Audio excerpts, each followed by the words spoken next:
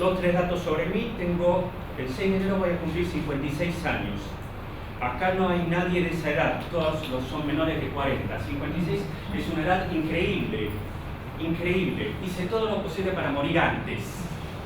Todo lo que tuve en mis manos. Comí lo que no debía, estuve en los lugares que no debía, hice lo que no debía, me amenazaron, etcétera, etcétera. Y acá me tenés.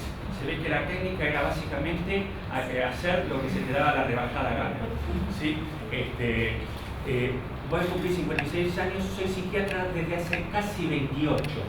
¿Sí? O sea, la mitad de mi vida la dediqué a la psiquiatría. Y budista, ni yo sé cuántos años hace que soy budista. Solo por arbitrariedad, yo digo que tengo 35 años de budista. La verdad es que los números no cierran. Mi primer acercamiento al budismo fue a mis 14 años. Si voy a cumplir 56 significa que hace 42 años que soy budista. Pero de ese primer acercamiento a los 14 hasta el primer momento en el que yo me junté con los primeros budistas, ¿sí? Transcurrió una evolución personal. Entonces yo le pongo 35 y si nos encontramos dentro de 10 años le voy a seguir poniendo 35, porque en el fondo da exactamente lo mismo, ¿no? En esa época seríamos 200 los budistas, ¿sí? Era una cosa pero completamente exótica. Pero cuando me senté la primera vez dije, esto es lo mío. ¿Sí? ¿Estoy saliendo bien? Sí, señor. Muchas gracias. Me han pedido previamente que salga lindo y no me dijeron 2 cosas, que salga joven y que salga delgado. Yo no veo ninguna forma de que cualquiera de las 3 cosas ocurra. ¿Sí? Así que no va a salir así, va a salir como salga. ¿Sí? Ahora tengo una ilusión de que esto se grabe y ojalá se grabe de la mejor calidad posible y no tiene que ver con quién lo está grabando, sino con el disertante, porque quiero que ojalá haya mucha gente en Ecuador, en Colombia, en Paraguay, en Bolivia, en Chile, etcétera, que se beneficie de escuchar a la noble doctrina, no Jorge Romer, ¿se entiende, no? No Jorge Romer, sino a la noble doctrina. Entonces, vamos a por todo lo alto, ¿sí? Para que la digan, bueno, se puede decir en castellano. Ya hay otra gente que lo dice en castellano, afortunadamente. Vamos a mencionar. Bueno, yo voy a cometer un gran número de errores porque básicamente no sé cómo se maneja esto, pero parece que sigo sin aprender. Tengo que apuntar acá, si os parece, ¿no? Sí, algo tiene que pasar. Bueno, entonces, esta es mi presentación. Se llama psicoterapiacen.com.ar, jorge.romer@gmail.com. Creo que no es difícil. Gracias por la invitación. Quiero agradecer a la gente de la UAI, quiero agradecer a la gente de Ánima Salud y por supuesto quiero agradecer a cada uno de los presentes su bondadosa estadía acá. ¿Sí? Voy a usar una frase de Sri Akarya Goenka, que después lo vamos a ver. Goenka decía, denle una oportunidad justa al budismo. ¿Sí? Denle una oportunidad justa al budismo. Significa, escuche lo que el budismo tiene para decir. No esté de acuerdo, no esté en desacuerdo, no se oponga, no esté a favor, no esté en contra. Solo denle una oportunidad justa, como cuando usted le ha dado una oportunidad justa a cualquier otro sistema de ideas. ¿Se entiende, no? Entonces, yo los voy a invitar y veré si puedo hacer esto antes y si no, no. Muy bien. Solo hay 2 errores que se pueden cometer en la vía. ¿Sí? Ustedes saben que en el Dharma budista, el Dharma es la doctrina, la enseñanza budista, hay solo 2 errores que se pueden cometer. Primero, nunca haber entrado en el Dharma, o sea, nunca haber entrado en la doctrina, nunca haberla conocido. Y la segunda es no terminarla. Hoy vamos a mostrar el proceso y vamos a mostrar cómo termina el proceso, ¿sí? Que arbitrariamente se conoce con el nombre de Nirvana, ¿sí?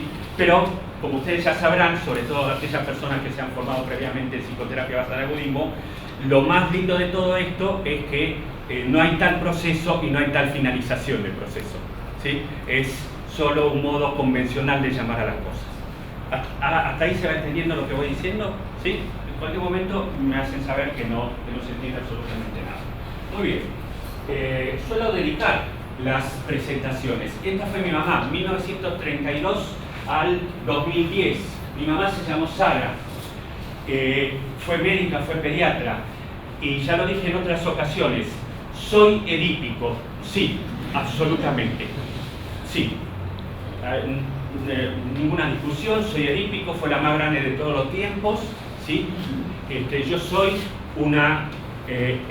yo soy un eco de un eco, de un eco, de un eco, de un eco, de un eco, de un eco, de una gran mujer. Mi padre acompañó, era como Gardel y Razzano, ¿viste? El que cantaba era Gardel.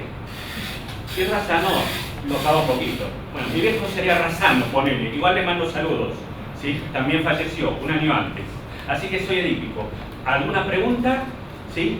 Etcétera. Ahora, si la quieren profundizar más, no me ocurrió. Nunca tuve ganas de acostarme con mi madre, nunca quise matar a mi padre, nunca sentí envidia del falo de mi padre, de hecho nunca vi el falo de mi padre, ¿sí? No asistí ocultamente a la vida sexual de mis padres, no estuve ahí metido entre nada. Soy el mayor de 2 hermanos, no celé a mi hermano, no lo quise matar, ¿sí? O sea, no me ocurrieron casi todas las cosas que dicen que le ocurren a los edípicos, pero igual digo bueno, no estoy al patuja vieja. ¿Qué vas a hacer? Estos 3 caballeros, yo, que se me ve, creo que con un rostro medio frío. El de barba soy yo. Es extraordinario, se parece bastante a quien soy yo ahora. Muy bien, en orden. El de rojo se llama Martín Guillermo, tiene 26. El que está enfrente, sonriente, ¿sí? Con una sonrisa muy particular, ¿sí? Se llama Federico Ariel, tiene 25.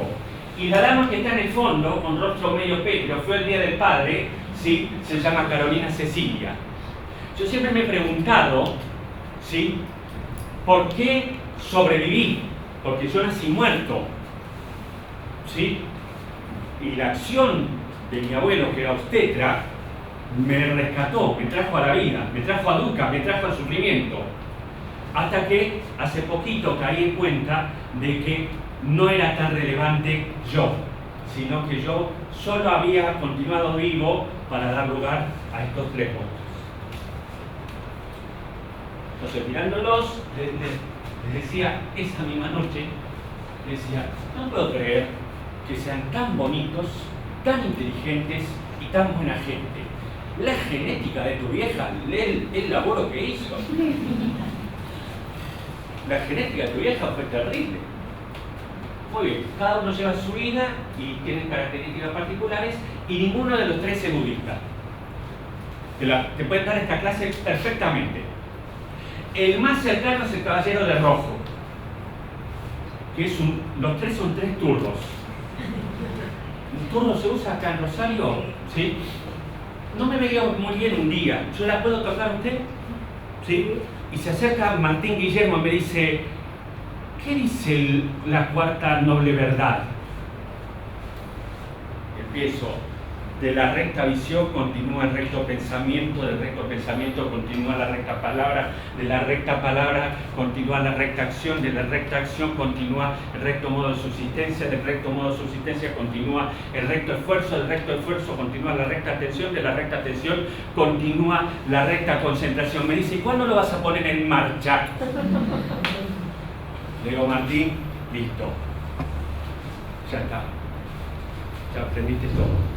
El hijo de puta no me vio bien y me dijo, volvé a aquello que es tu naturaleza. ¿Sí? Muy bien. Así que, primera vez que los presento en sociedad, ¿sí? Y ocupo, no voy a distinguirlos uno por uno, pero en lo personal ocupo algún lugar entre el 584 y el 1321. ¿Sí? Tienen muchas otras prioridades, ¿sí? Y que te contesten un WhatsApp es un tema. No está tan fácil. No está tan fácil. Pero bueno, toco así, ninguno budista. Pero otra de las cosas que sabemos es que los chinos suelen decir cosas muy inteligentes. Acá ustedes tienen un ejemplo. ¿Sí? Listo, ahora quedó claro. Si no habías visto, ahora te quedó claro. ¿Sabes? El chino dijo, sí, ya está. Los chinos suelen decir cosas inteligentes. Muy bien. Sabemos que hemos jugado este juego previamente. ¿Qué dice acá?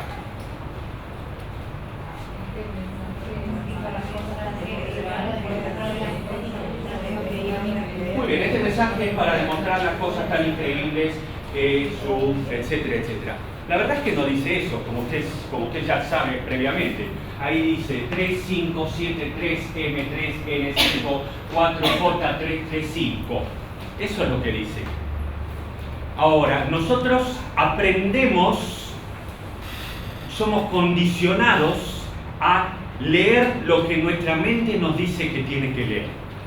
Aunque objetivamente, claramente, transparentemente estamos viendo una cosa, nuestra mente nos hace ver otra. Y el problema no sería este cartelito. El problema es que nos pasamos la vida viendo lo que nuestra mente nos dice que tenemos que ver e ignorando aquello que nuestra mente nos dice que tenemos que ignorar. Y ese trabajo fino de selección de lo que debiéramos ver, lo que no debiéramos ver y por supuesto cómo tenemos que interpretarlo, cómo lo tenemos que asumir, qué conclusiones tenemos que sacar, no ocurre de forma casual de acuerdo a la perspectiva budista, sino que ocurre de una forma altamente condicionada, entrenados desde muy chiquitos y que continúa el resto de nuestra vida. Así que la palabra condicionamiento es una palabra central dentro de la perspectiva budista. Y otra vez, usted no me tiene que creer, usted tiene que comprobar lo que yo estoy diciendo. La mitad de la población humana no se despierta a la mañana preocupada por dónde está el corpiño, mientras que la otra mitad de la población humana se despierta preocupada por dónde está el corpiño. ¿Sí? Y yo le pregunto, ¿por qué la mitad de la población se despierta de un modo y la otra no? Bueno, porque la mitad ha sido condicionada, ¿sí? En algún lugar tiene que estar el corpiño, ¿sí? O al revés, no tiene que estar en ningún lado para provocar determinado efecto, etcétera, etcétera. Y la otra mitad, incluyéndome, no he sentido hasta casi 56 años que tengo ningún interés de saber dónde estaba el corpiño porque nunca tuve un corpiño y no podría decirle qué significa la palabra taza, por ejemplo, aunque me parece sumamente encantadora, ¿no? No podría, una taza de corpiño me parece una frase poética. El día que la entienda te la explico, pero mientras tanto me encanta. Fíjate cómo somos condicionados. El condicionamiento es profundo, es profundísimo.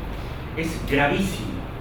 Y el condicionamiento desde la perspectiva budista, el punto serio es que produce sufrimiento.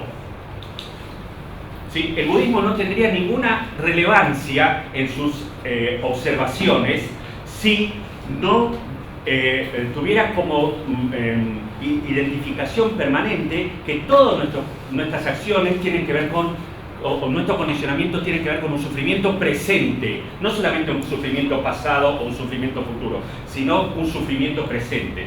La palabra es dukkha, ya la hemos mencionado. La palabra dukkha significa en sánscrito un concepto bastante amplio que incluye, por supuesto, el sufrimiento, pero también el malestar, la incomodidad, la desdicha, etcétera, etcétera. Siempre nos faltan 5 para el peso, ¿sí?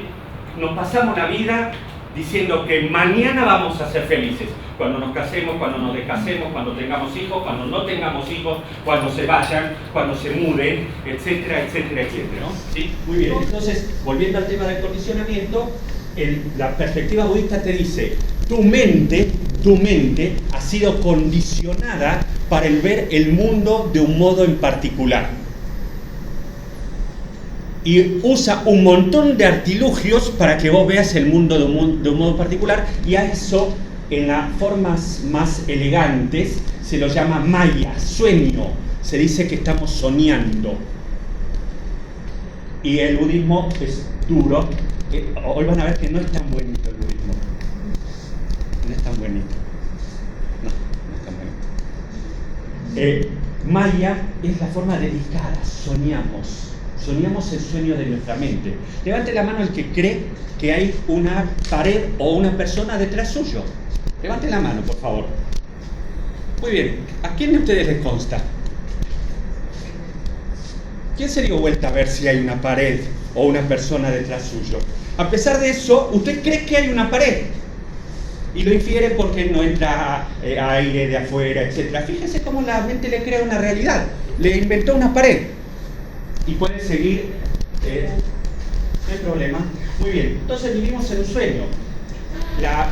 ¿quién es el Buda? Desde la perspectiva budista, vamos a ir cada vez más rápido. El Buda, esto lo tenemos que aclarar, el budismo es muy difícil de ser definida como religión, por cuanto el Buda no es una figura religiosa, no es Dios, no es un enviado de Dios, no es un hijo de Dios, no es un heraldo de Dios, no habla en nombre de Dios y en todo momento solo se limita a decir que es la opinión que él tiene como individuo, como ser humano. Entonces, el budismo es de las grandes religiones la única que ni afirma ni niega la existencia de un Dios. Dice, cualquiera sea tu opinión es válida, pero ¿qué tal si te dedicas a cesar tu sufrimiento ahora? ¿Sí? Está bien, existe Dios, no existe Dios, hay angelitos, querubines, etcétera, etcétera. Nunca vas a tener una discusión con un budista sobre esto, porque básicamente no es de su interés. Entonces se puede ser ateo y budista, agnóstico budista, católico budista, judío budista y todo lo que quieras y budista, porque el budismo es probablemente mucho más una ética, una moral, una filosofía y definitivamente una psicoterapia, ¿sí?, que una religión en sentido estricto. ¿Sí? Lo que no quiere decir que si a mí me dicen que mi religión es el budismo, yo diga, bueno, dale, ¿te gusta? Dale, ponele que sí, chao.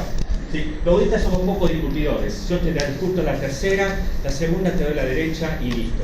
Cualquiera que haya tenido un intercambio conmigo sabe que yo le doy la razón en absolutamente todo, hasta que me llamo Florencia, ponele. No tengo ningún problema.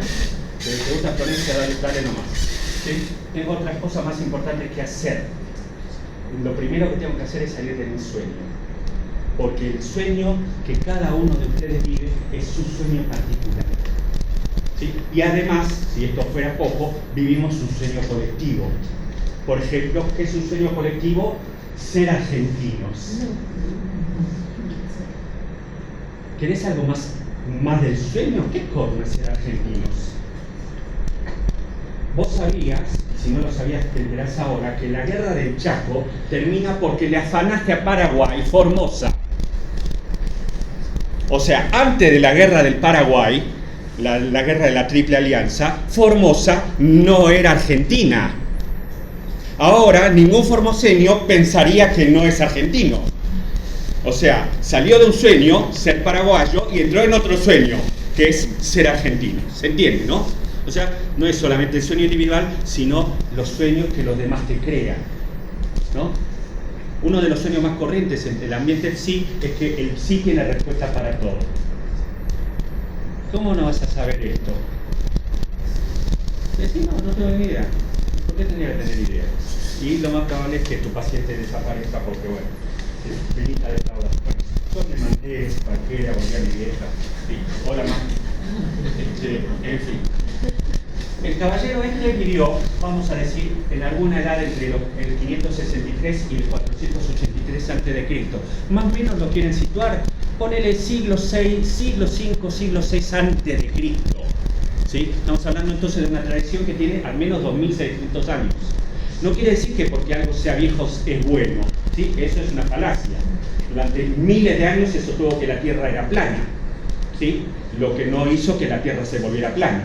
Lo único que te quiero decir es que es una tradición que ha pasado, ¿sí?, por muchísimas generaciones, por muchísimos países, se ha puesto a prueba en muchísimas ocasiones y ¿sabes qué? Sigue dando aquello que dice que da. ¿Y qué dice el budismo que da?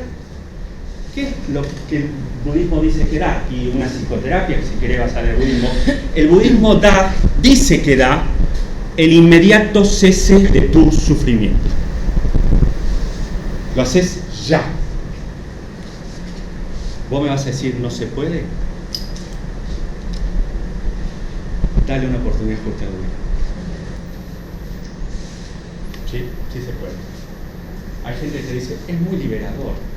Al final, ¿de qué se trata? Me decía una paciente hace unos años, ¿de hacer lo que uno quiere y de no hacer lo que uno no quiere? Sí, siempre fue así. Nada más que si usted hace lo que quiere y no hace lo que no quiere, eso tiene consecuencias. Ahora, si hace lo que no quiere y no hace aquello que quiere, también tiene consecuencias. Elija qué consecuencia quiere pagar. No es más difícil que eso. O sea, yo lo puedo largar a mi marido por baranda. perfectamente. Eso sí, tengan cuidado que no se golpee, pero... Chao, mi amor. Besitos, saludos. Hace 3 años que sé que salís con la vecina. Sean muy felices, listo, otro tema. ¿Sí? ¿Se puede? Sí, se puede. Sí. Vamos a buscar la técnica, no para que vos te detengas a tu marido, ¿no? Sino para que vos veas que, como dice el Buda, todo es inmerecedor de apego. Porque el sufrimiento, en la perspectiva budista, tiene que ver con el condicionamiento de tu mente. ¿Tu nombre es? ¿Mío? Sí, por favor. Aníbal. Dice el budismo que el problema no es cómo vos has sido condicionado, tu mente ha sido condicionada, sino cómo vos aprendiste a pegarte a lo que tu mente te dice que es la realidad. El sufrimiento nace del apego. ¿Se entiende, no? Muy bien.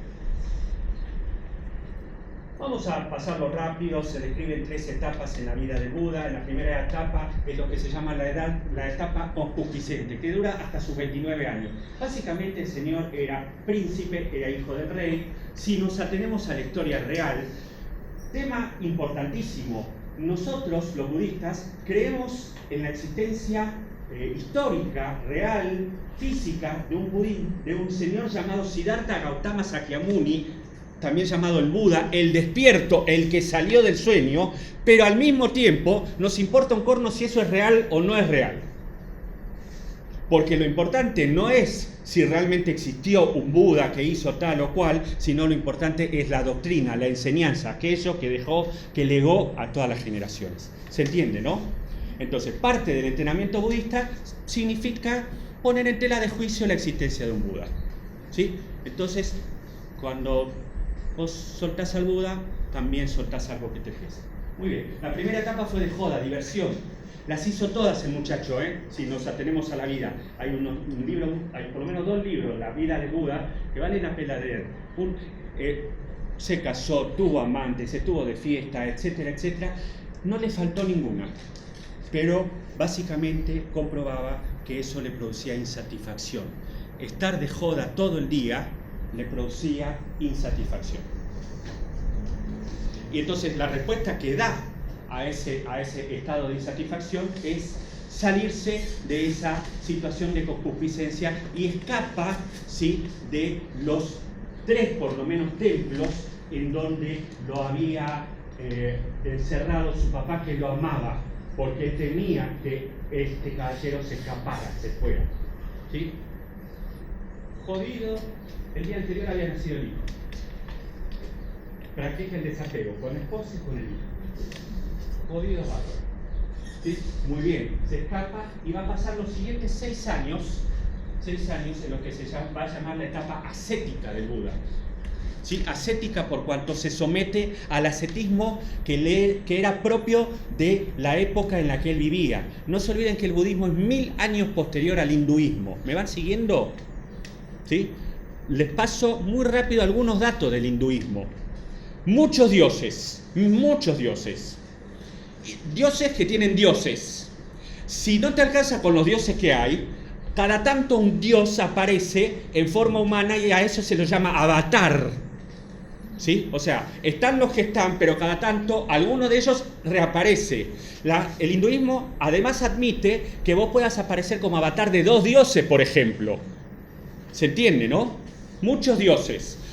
Y, conceptualmente importante, tu trabajo en la tierra como ser humano no es solamente honrar a los dioses, sino trabajar de un modo tal para que cuando te mueras, tu alma se integre, tu yo se integre a el yo universal. ¿Se entiende lo que estoy diciendo, no? Ahora, el budismo nace como una heterodoxia del hinduismo. Es 1000 años posterior. Y yo voy a mostrar en qué es una heterodoxia, aunque hoy todavía hay muchas áreas en común entre el hinduismo y el budismo, y por supuesto no están en conflicto el uno con el otro, pero sí entre la gente hay bastante confusión. ¿Qué es hinduismo y qué es budismo? Vamos a mostrar algunas diferencias, no porque el budismo sea mejor, sino porque es diferente del hinduismo. ¿Se entiende? ¿Hasta ahí están muy aburridos? ¿No? Bueno, me alegro. Yo voy a morir sin saber cómo se maneja esta máquina. Con lo que es una de las cosas más que voy a morir sin saber, por ejemplo, cómo se filma un video en Instagram. Me preguntan por qué subí fotos. No, yo no subo fotos. Yo quiero subir filmaciones. No me sale, es más fácil. Lo digo de vuelta, no sé subir filmaciones. ¿Sabré? ¿Qué te puedo decir? Cuando lo sepa, lo sabré. Hasta que no lo sepas, pues no lo sé. Entonces, ¿por qué aparecen mis fotos? ¿Me vas a enseñar cómo se usa Instagram? No, ¿cómo se usa eso? ¿Está apagado? No, no está prendido. Está apagado. Está prendido porque aparece la foto. Me ha pasado. A mí me ha pasado casi todo, sí. Sí. Bueno, no importa. La etapa ascética. El tipo se somete a extremos, ¿sí? No come, no bebe, no duerme, etcétera. Esos 6 años, ¿sí? Lo llevan al borde de la muerte. Y al borde de la muerte descubre, gracias a la ayuda de una nena que le da de comer y le da agua, que si su cuerpo está fuerte, va a poder someter a su mente. Pero si su cuerpo está débil, no va a poder someter a su mente. Y todo el asunto de la felicidad o el sufrimiento individual de cada uno es: o tu mente te manda a vos, o vos mandas a tu mente. Toda la historia. ¿A qué te dedicas toda la vida? Toda la vida te dedicas a o manda tu mente o manda vos. Esa es toda la vida.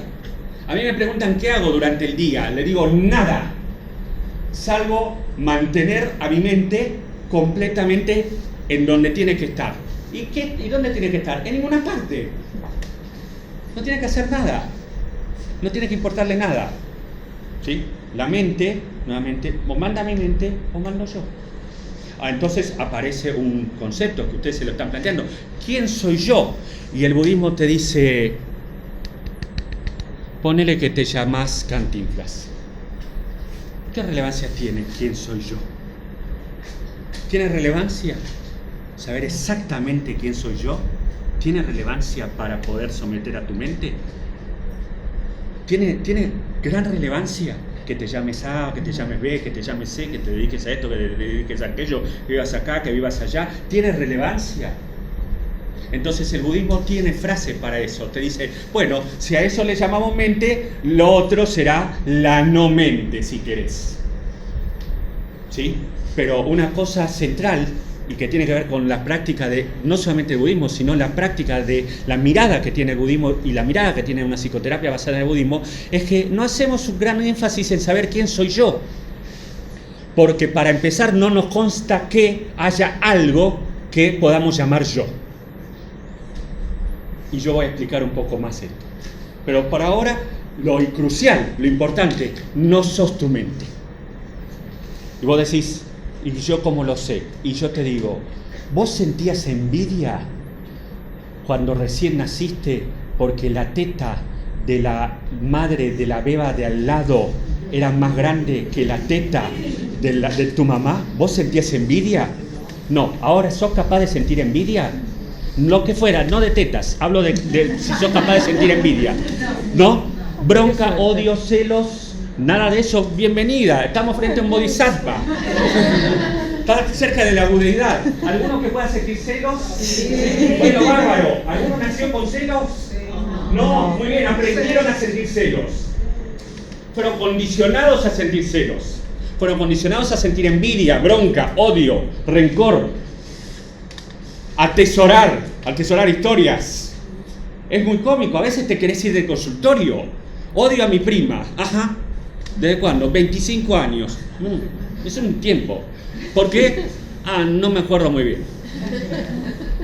Decís que por el consultorio nos pasa un taxi, que si no lo paro me lo tomo. Y le digo, con la plata que tenga en el bolsillo, llévame hasta donde alcance. Porque lo que acaba de ocurrir es de locos.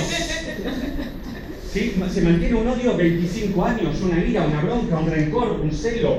¿Sí? Tu mente te tiene esclavizado. A ver, ¿podemos ser conscientes de que tu mente te esclaviza? ¿Sí? ¿Cuántos de los caballeros tienen pollera? Sí, de acá. Nadie. ¿Por qué está prohibido? Implícitamente. Tu mente te dice que los caballeros no usan pollera. El año pasado enloquecí y le pregunté a 50 pacientes, el número no es exacto, andará por ahí. ¿Por qué las rayas no se usaban con los círculos? Me miraron. Le digo, ¿por qué las rayas no se usan con los círculos? La pregunta parece bastante transparente. No hay una segunda intención. La respuesta fue, ¿por qué no? Quedamos así. Yo lo podría traducir así, porque ha sido condicionada a que la raya no se usa con los círculos, salvo que de alguna forma quiera llamar la atención. ¿Se entiende, no? El caballero en esta etapa ascética llega al borde de la muerte y a los 35 años se sienta debajo de un árbol, ¿sí? Y dice, no me pienso levantar, está en posición de loto, hasta que no vea, ¿sí?, de qué viene la mano. La tradición budista dice que es su 28º nacimiento. O sea, que ha pasado por diferentes etapas para poder llegar a ese momento de sentarse bajo el árbol, en posición de loto. ¿Por qué la posición de loto es tan común en el budismo? Porque es un acto de respeto para con el Buda. No porque la posición de loto te genere una onda. ¿No? Cuando vos le decís a alguien, vamos a meditar, empieza... Digo, ¿qué haces así? ¿Estás por volar? ¿Estás por salir volando? ¿Sí? No, tiene que ver con el respeto. El caballero se sentó y dijo, de acá no me levanto hasta que no la vea clara. Pasa una semana. No la voy a contar, es la semana crucial del budismo, que más o menos, porque eran calendarios lunares, más o menos correspondería a los primeros 10 días del mes de junio del calendario solar. Y por arbitrariedad se dice que alcanza la iluminación, el nirvana, el día 8 de junio. Lo que es, por favor, tomarlo aproximado porque es un calendario lunar adaptado, etcétera, etcétera. Así que corrientemente es una de las pocas festividades budistas, el 8 de junio. ¿Sí? ¿En qué consiste la festividad? Si piso a alguien pido disculpas. ¿En qué consiste la festividad? Se bañan muñecos. Puedes decir, ¿qué? Sí, se bañan budas. Acaba de nacer el iluminado. Acaba de morir el príncipe Siddhartha Gautama y acaba de nacer el iluminado. ¿Qué se hace con un niño recién nacido? Se lo baña. Entonces vos ves en la comunidad china, las comunidades japonesas, etc., el baño ritual del bebé, que es un muñequito, se lo baña. ¿Sí?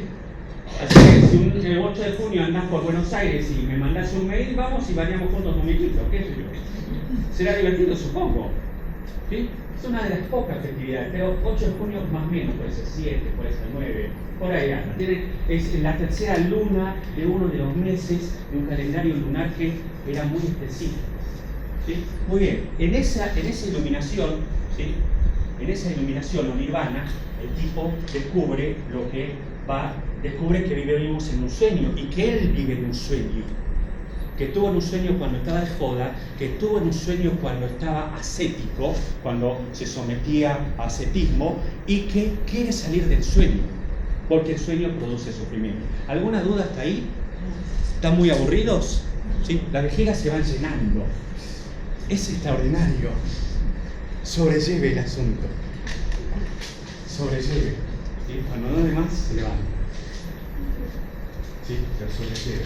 Muy bien, alcanza, lo primero que ve es un sueño, ¿sí? Y dice, voy a pasar, a tramitar, a recorrer lo que él llama el camino medio o el sendero medio, ¿sí? Los budistas tenemos 3-4 frases que son del palo, ¿viste? Como los jugadores de póker, como los jugadores de los tipos que van a ver las carreras de caballo, ¿viste? Palabras del palo. Estás en el sendero significa algo muy claro, ¿sí? Y estás en el sendero medio, estás en el camino del Buda. ¿Cuáles son el sendero medio? No caer en ninguno de los dos extremos, ni en la concupiscencia ni en la mortificación, ¿sí? Ni en la joda viva ni en la mortificación. Un poquito de joda viene bien, ¿sí? Esta noche un fernecito no está tan mal. 4 fernecitos están malos, pero no por una cuestión moral, sino que probablemente entres de vuelta en un sueño, porque tu mente, ¿sí?, quede sometida por el alcohol. y la otra la mortificación. Si hay algo que me enamoró del budismo, y lo dije varias veces, es que es la única de las grandes tradiciones que no ve en la mortificación algo digno de ser aplaudido, sino lo ve bajo, innoble y sin beneficio. No sé si soy suficientemente claro. La enorme mayoría de las tradiciones te dice que hay que sacrificarse, ¿no? Y hay que ponerle el lomo, y hay que seguir adelante. Yo no sé qué corno quiere seguir ser. Como yo soy tan literal, yo debo tener no tengo un toquecito, tengo un Asperger de aquello, mamita quería. Como soy tan literal, un paciente quería salir de la depresión para seguir adelante. Yo creo que ya lo conté. Y yo le digo, ¿dónde queda adelante? Me dice, ¿adelante? Le digo, ¿adelante qué? ¿La pared? ¿Querés ir hasta la pared? No es tan difícil, vamos juntos hasta la pared. ¿Qué tal si solo salís de la depresión? ¿No? Y no te llenás de obligaciones. Muy bien, sendero medio, y él lo va a predicar probablemente no hasta los 80, sino hasta los 81 años. ¿Sí? Y va a empezar su prédica, ¿sí? Con un discurso que se llama el discurso del Parque de las Gacelas, ¿sí? El discurso del Parque de las Gacelas. Yo voy rápido para ir al tema de Nirvana, pero como ya les adelanté, necesito una preparación previa. Hasta ahí la preparación se va entendiendo, no que ustedes estén de acuerdo, sino que ustedes vean la lógica, ¿sí? Y entonces dice que Stephen Batchelor, que es ateo, Stephen Batchelor es un autor británico de primer nivel, es un gran escritor, y mucha de su obra se puede bajar gratis de internet. Su esposa también es budista y también es escritora. Batchelor tiene la característica de haber sido previamente monje budista. Salió del sistema monástico y se volvió ateo, pero se conservó budista. ¿Se entiende lo que estoy diciendo, no? Y entonces dice Batchelor, en una famosa parábola, el Buda imagina un grupo de ciegos a los que se invita a identificar a un elefante. Uno toma la cola y dice que es una cuerda, otro toca una pata y dice que es una columna, otro palpa un costado y dice que es un muro, otro agarra la trompa y dice que es un tubo. Dependiendo de qué parte del budismo capte, podrás identificarlo como un sistema ético, una filosofía, una psicoterapia contemplativa o una religión. ¿Se entiende, no? La división, ¿qué es el budismo? Si es una terapia, si es una filosofía, si es una ética, es una división arbitraria, tiene de todo un poco. ¿Sí? ¿Cómo llueve? Extraordinario. Esto también es impermanente. Muy bien. Y forma parte de las religiones dármicas y algunas le son muy parecidas. ¿Sí? La más parecida al budismo es esta, que tiene muy poco desarrollo, salvo al norte de la India, que se llama jainismo. El jainismo es una forma extrema de no daño a los seres sintientes. Si esto significa, por ejemplo, dormir en una cama llena de chinches y de pulgas, el jainista duerme en una cama llena de chinches y de pulgas y se cuida de al darse vuelta no matar a ninguna chinche o a ninguna pulga. ¿Entienden, no? O sea, si bien no tiene más cosas en común, o por lo menos no muchas más cosas en común con el budismo, es extremadamente respetuoso sobre la vida en general. ¿Sí? Muy bien, no vamos a entrar demasiado en esto, vamos a ir rápido. ¿Sí? Habla el Buda. El Buda se expresa, o por lo menos dicen que se expresa. El Buda es un maestro oral, de forma que no hay nada escrito. Lo que hay es lo que tomaron nota otros. ¿Sí? El Buda dice, hablando con un discípulo, ¿tienes el poder entonces de cambiar tu forma para que sea más alta o más baja? No, admitió el hombre. ¿Los objetos materiales son permanentes? No, reconoció el hombre. ¿Es sabio entonces pensar que los objetos transitorios como tu cuerpo te pertenecen o incluso tú eres esa forma? No, eso sería un error. Habiendo visto todas esas cosas, incluso pensamientos y emociones tales como son, fueron capaces de decir, esto no es mío, esto soy yo, así liberados de su ilusorio apego a ellos mismos. Y ustedes tienen ahí el comienzo del concepto de nirvana. El inicio del concepto de nirvana tiene que ver con una idea que el budismo te invita a considerar. Hay algo así como llamado yo. No hablo de la convención, de la costumbre, ¿sí? Devenimos uno en el otro cada segundo. perdemos células, crecen células, ¿sí? Etcétera, etcétera. ¿Usted puede decir que es exactamente el mismo que hace un minuto? ¿Usted puede decir racional y objetivamente que es la misma persona que hace un minuto? Hasta tal vez ha cambiado de posición física, ¿sí? No sé si me está siguiendo. Ahora, si usted no puede decir que es el mismo que hace un minuto, ¿por qué a los dos los llama yo? ¿Sí? ¿Y por qué además hereda al que se fue? ¿Por qué lo hereda si no es usted? El que está por venir todavía no vino y el que estuvo tampoco está. Y este es un punto central dentro del budismo que lo diferencia del hinduismo. Si en el hinduismo se habla de Atman, ¿sí? Un alma, un yo universal a donde convergen todos los yos individuales, ¿yo soy muy complejo o muy aburrido? Hágamelo saber, por favor. Este es el momento. En el budismo se dice, no me consta la existencia de tal yo individual. Y por ende tampoco me consta la existencia de tal yo grupal o universal. El budismo es la única de las grandes tradiciones que no divide al individuo, al ser sintiente, a la vaca, al perro y a usted en algo que permanece igual a sí mismo y algo que va cambiando con el paso del tiempo, ¿no es así? Ahora, todas las otras sí. La llaman alma, la llaman yo. Los sí no vamos en saga, Dios no lo permita. Lo llamamos personalidad, temperamento, carácter. Tiene esa personalidad de jodida. O sea, te condenan a ser igual a vos misma, la misma de ayer, de antes de ayer, etcétera, aunque objetivamente sos otra. No sé si soy claro. En todas las tradiciones, en todas, hay algo que permanece igual y algo que muta. Y el budismo te dice, lo de muta es muy evidente. Ahora tenés el pelo más corto, ahora tenés el pelo más largo, ahora te vestís de esta manera, ahora te vestís de esta otra manera, ahora haces esto, ahora haces aquello, ahora respirás, ahora te morís. Ahora, el dichoso yo que permanece igual a sí mismo, ¿dónde mierda está? Fíjate la postura del budismo, no te dice no está, te dice mostrámelo.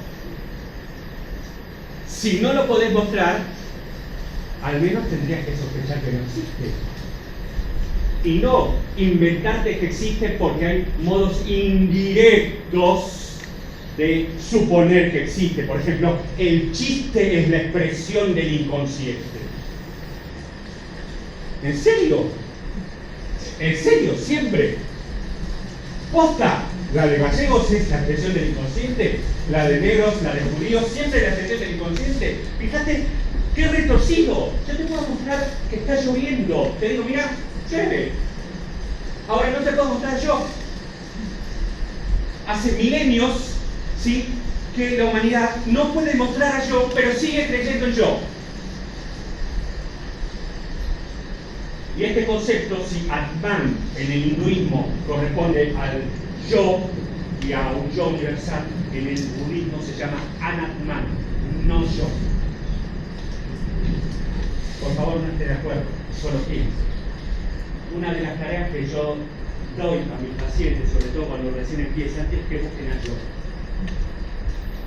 Cuando me encuentren, que me avisen.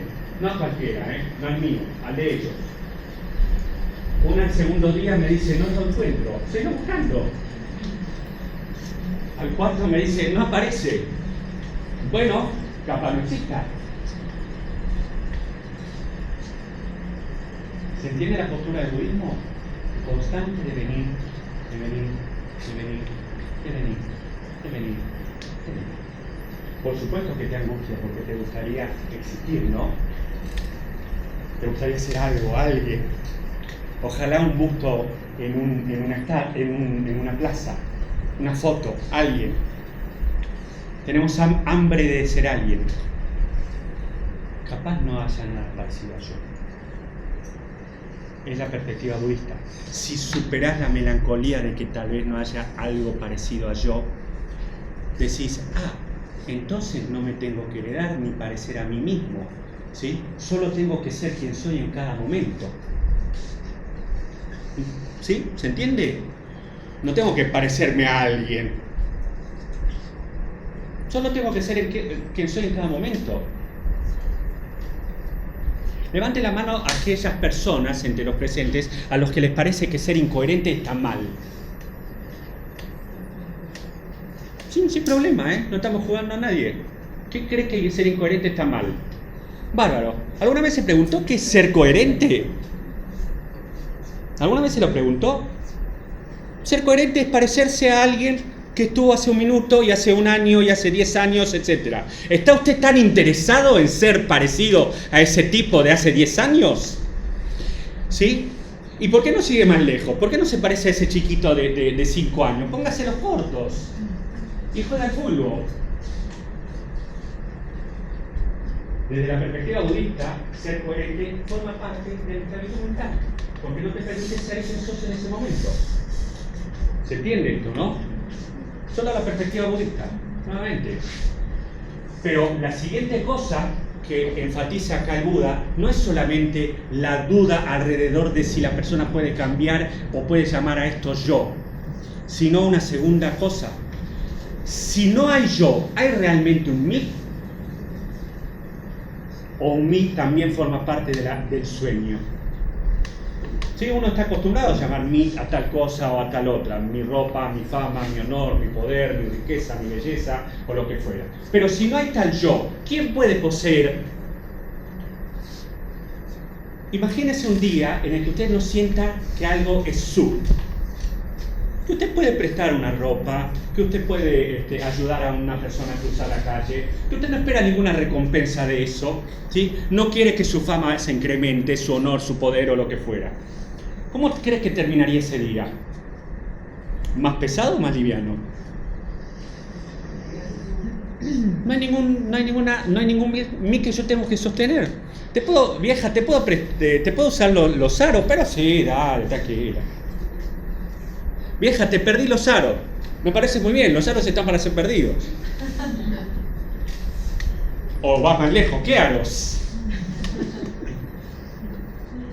Los que te pedí a la mañana, pero la de la mañana se murió. Está adornada, ya está. ¿Cómo termina el día? Tranquilo. Muy bien. Pero la tercera cosa, además de prestarle atención a mí, es, fíjate que te dice, ¿vos podés crecer a voluntad? Parece tontita la pregunta. Tal vez lo sea. Y el tipo le dice, no, yo no puedo crecer a voluntad. 2600 años después, todavía tenemos una gran colección de ladrones que nos dicen que todo depende de nuestra voluntad. O sea, han pasado 2600 años y la humanidad, por lo menos en esta área, continúa igualmente estúpida que hace 2600 años. Todo depende de tu voluntad, a tal punto que tus pacientes te dicen que si no mejoraron es porque no le pusieron suficiente garra. Y vos decís, ¿todo realmente depende de tu voluntad? ¿Se entiende esto? La perspectiva budista se vuelve humilde. Vamos a seguir lo más rápido posible. Desde Nepal se extendió a todas partes del mundo y llegó a Occidente en algo así como 1820 y tanto, es su primera llegada a Occidente, a Hungría, la primera traducción de sánscrito a un idioma occidental, 1820 y tanto, siendo que a América como continente llega en el año 1900 y a Argentina alrededor del año 1960. O sea que es relativamente nuevo, pero no tan nuevo como para que haya tal nivel de desconocimiento. Muy bien, se extendió, y lo que tiene el budismo, y esto por favor recálquenlo, es que el budismo es altamente sincrético. No confronta con el sistema de ideas de los lugares a donde va, sino que intenta asociarse a ese sistema de ideas, porque lo que está interesado es que cese el sufrimiento de esa persona aún dentro de ese sistema de ideas. Entonces hay muchas variantes del budismo, muchísimas variantes del budismo. Y una de las cosas en las que la gente se pierde es que quiere saber cuál es el verdadero budismo. Si quieren aceptar una mala noticia, todos son el verdadero budismo. Reconocidos hay por lo menos 60 y tantas variantes. Pero no te llame la atención, yo no lo voy a ver, probablemente muchos de los presentes sí lo va a ver, que va a haber algún budismo argentino dentro de 25 años que va a ligar al Gauchito Gil con el Buda. O a la difunta Correa con el Buda. Y vos decís, ¿qué tienen que ver? Nada, es que al budismo no le jode la difunta Correa. Vos querés creer que hay una señora que se murió, pero a pesar de morirse le siguió dando la teta a un bebé, bla, bla, bla, bla, bla, bla. Bien por vos, te cesa el sufrimiento, vamos juntos para adelante. ¿Se entiende la lógica del budismo? Sí, así que en cualquier momento el Gauchito Gil y toda la conga. ¿Sí?